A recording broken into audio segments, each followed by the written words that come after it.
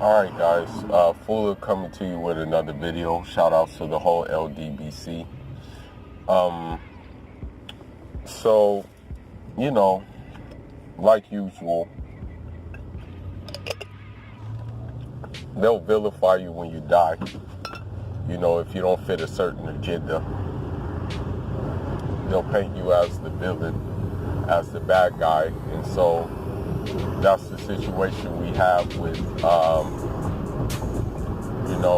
neighborhood nip hustle, courtesy of a NBC article, or I should say NBC opinion article made by George M. Johnson. They not only said, or he not only said, masculinity was the cause, masculinity and homophobia was the cause of Nipsey Hussle's death.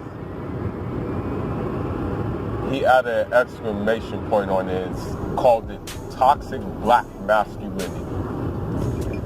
And I'll put the article in the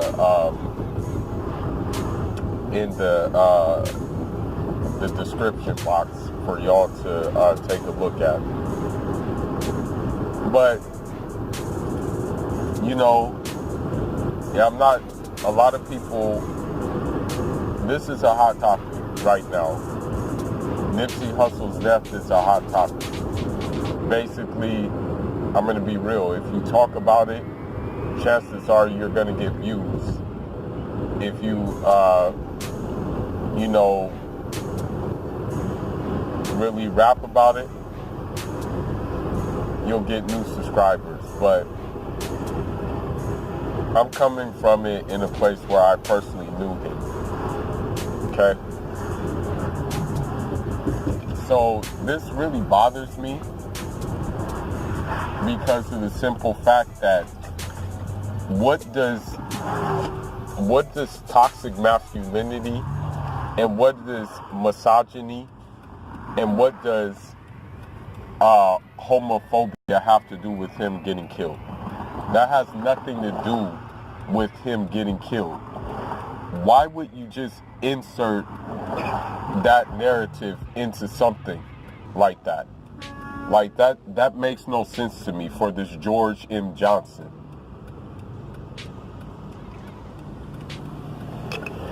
I mean, this came completely from left field. I don't get it. I really don't.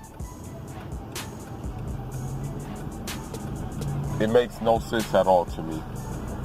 Seriously. And I'm going to say something else, too. I want to mention another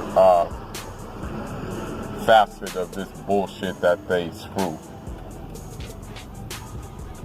There's only one, and this line I don't consider toxic masculinity. I don't consider this line homophobic either. There's one song in which Nip Hussle says, he says basically about like the media.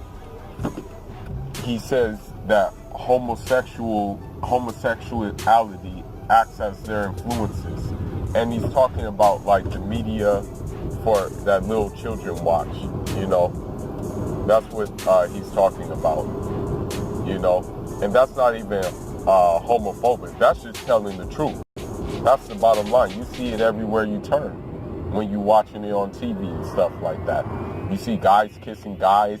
Mostly you see what you see mostly, especially on BET. You see in shows like Empire and things like that, in all these shows, you see these young black dudes in homosexual relationships. So was he lying? No, he wasn't lying. But the article then goes on to say that the writer of the article says, I'm tired of of black men slain, and that he will leave behind a mixed legacy. I don't know according to who, but he's leaving behind a legacy that's solidified because he actually did things on the ground. He actually was making change. He actually wanted to see change. So miss me with that bullshit. For real. And the audacity, that's the thing that's messed up about this whole thing. The audacity of NBC to have positive articles about him, actually report about the work he's doing, but then allow this independent writer to publish this thing on their website. It's just very backstabbing. It's like basically you're basically shaking his hand in front of him, but then you're stabbing his back in the back of him. And it's like really unnecessary. It really is. And then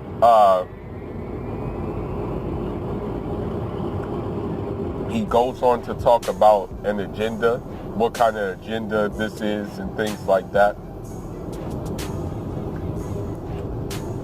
And I think there was a point in the article where he said, what agenda? Come on now, man. There is an agenda. It doesn't take a genius to figure out that there is agenda to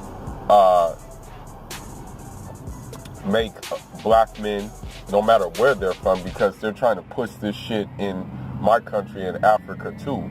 They're trying to make black men not be men.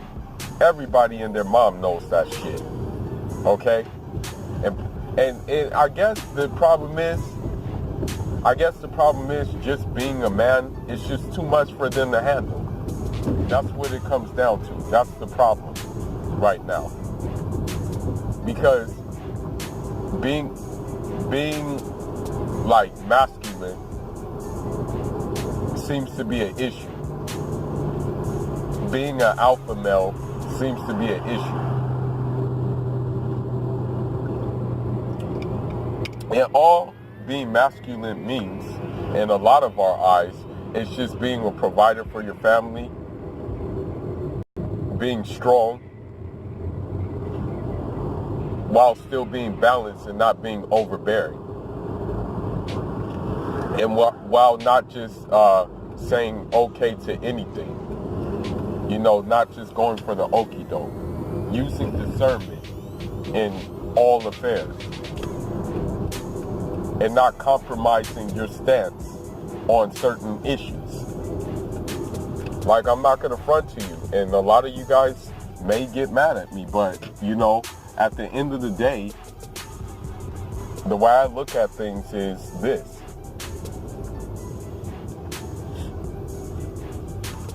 You don't have to, that's the thing. That's the thing with these LGBT whistleblowers that they don't understand.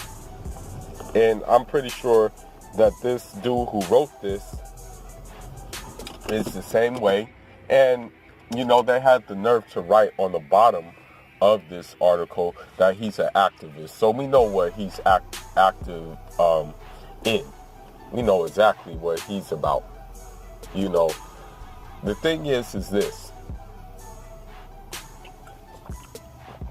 As far as this whole toxic black masculinity, as far as this whole LGBT rights and stuff like that, you feminists and you LGBT people need to really get over yourself, okay?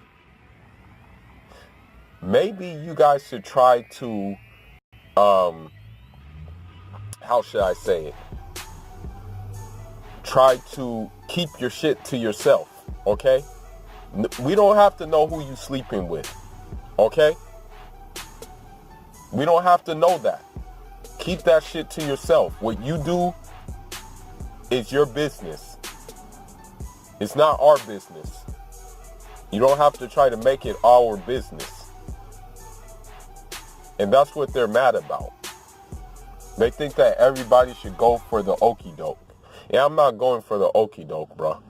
I come from a tribe where the man cares for his woman folk, the woman folk care for the kids, and the woman folk is still able to exercise her intellectual creativity, spiritual creativity, and the like thereof. Okay, I come from a balanced way. So, do I agree with this LGBT thing? No, I don't agree with it. But does that make me homophobic? No. It just means that I don't agree with it. I don't agree with homosexuality. Okay? Does it have anything to do with me?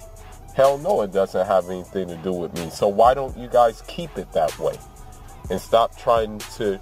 Like, this article really makes me mad because it comes out of left field. Calling him homophobic. Okay, where do you get this shit from? For real. Calling the dude homophobic. On what basis?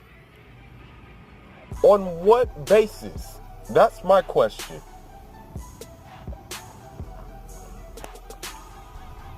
I really don't get it, bro.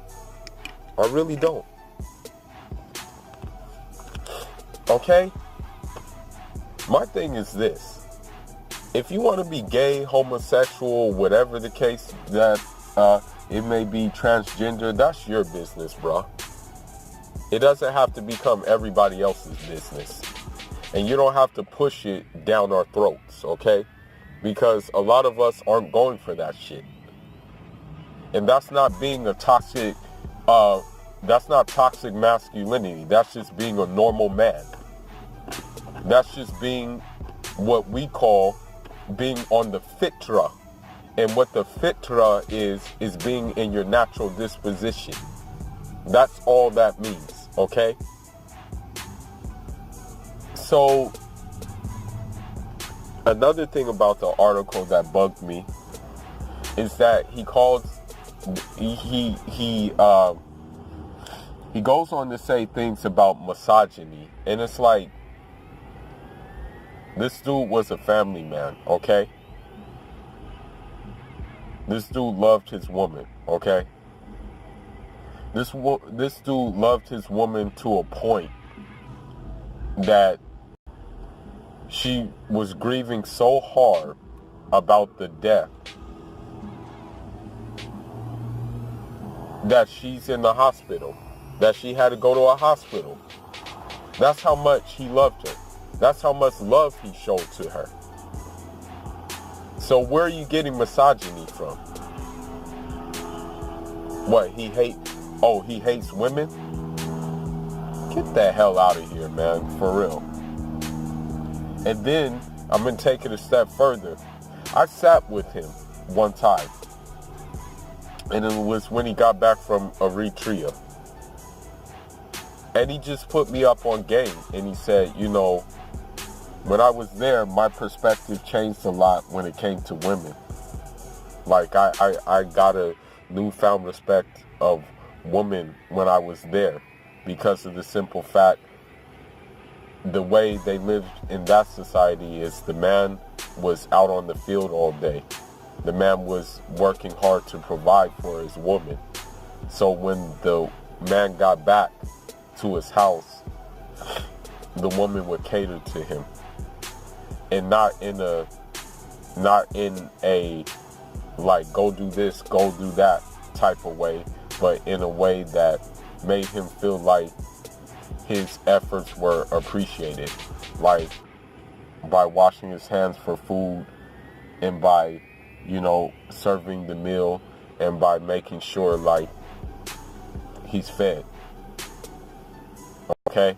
Well, I guess this is considered toxic masculinity. This is toxic masculinity to this chump. And then another thing I want to say, too. All of this is basically the media's job of pushing this neoliberal agenda. That's basically what it comes down to.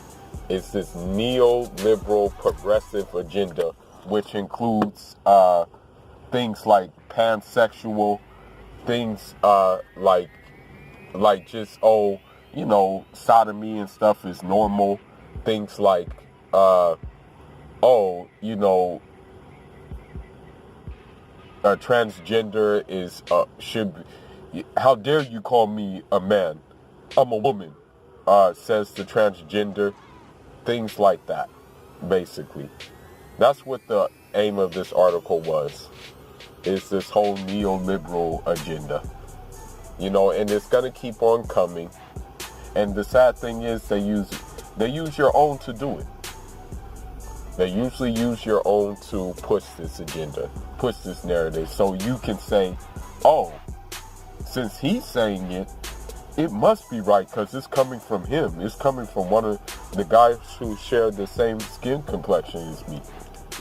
But yeah, I just had to make a video about this because it's complete bullshit.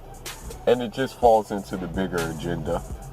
And at the end of the day, you know, they can think what they want to think about Nip, but it's not going to change the legacy he left behind, and it's not going to change the fact that, you know, the marathon will continue, and niggas who have his mentality exist, and I'm one of those niggas, like it or not. Full of signing out. Leave your thoughts, leave your comments. Njadama.